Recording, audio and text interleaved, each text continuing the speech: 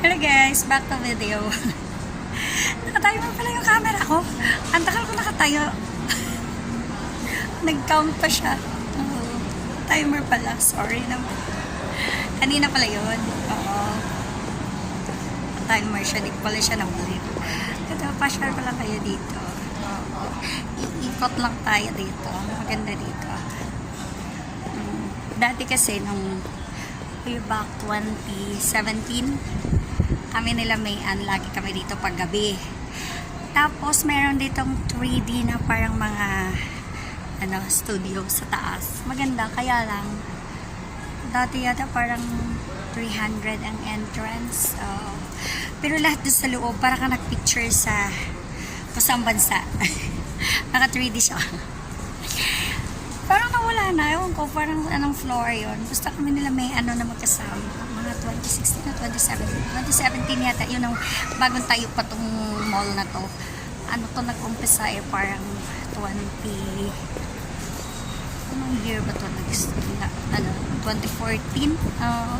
Mga 10 years na to, pero hindi rin ganun kadali na natapos agad. Matagal, lalo nag-pandemic. So, noong 2020, ginawa pa to ng ginawa. Etong sa harap ko, coffee bean ito. Pero iba ang lasa ng coffee bean dyan. Gusto dito tayo. Parang iba kasi nung nasa festival mall ako sa Fel and Best, tapos biglang nalaglag yung phone ko o tubig. Bastos. Biglang nalaglag yung phone ko. Dito sa coffee bean, dito kasi extension ito. Pwede ka po dito. Makaupo nga muna dito. Pero ayoko magkape dito. Kape na ako sa Starbucks. Pero, tinikman ko yung muna ako. Nag-cold muna ako. So, dito muna ako, feeling sa garden. Pag gusto ko naman magkape ng mainit, mamaya na. Oo, busog pa ako, kaya ako naglakad na naman. Kaya lang, gusto ko dito pumwesto. Diba? Kasi walang araw Kita mo yung mga building, diba? Yun ang araw sa taas. Diba? Ang ganda. Ang ganda dito.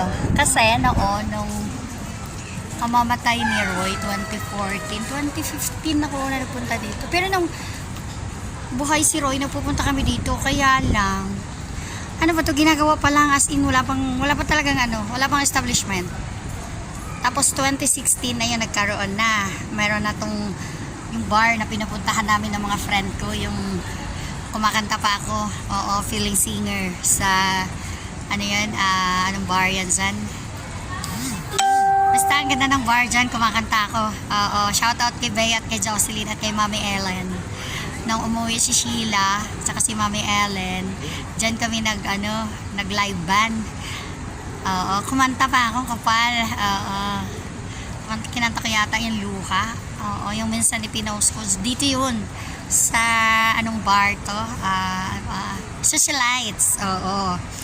Tapos habang kumakanta ako, pagbaba ko sa stage, mayroon tumawag sa akin.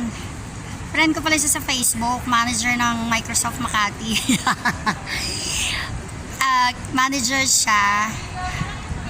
Kilala niya pala ako. Sabi niya, di ba si Jane ka? Yeah, diba?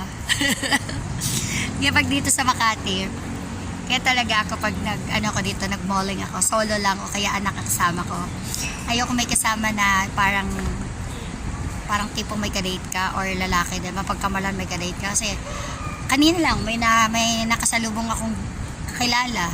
Sabi sa akin, sino kasama mo? Ako lang. Akala siguro may kadate ako. Oh my God. Wala sa vocabulary ako makipag-date dito sa Makati. Kakahiya. Dami ko kakilala dito. Kasi siyempre, lihitin mo ako taga rito. Botante ako dito. Sabi ginagawa dito, sabi ko wala, mag-long form lang. Sabi ko, tatapos ko magkape.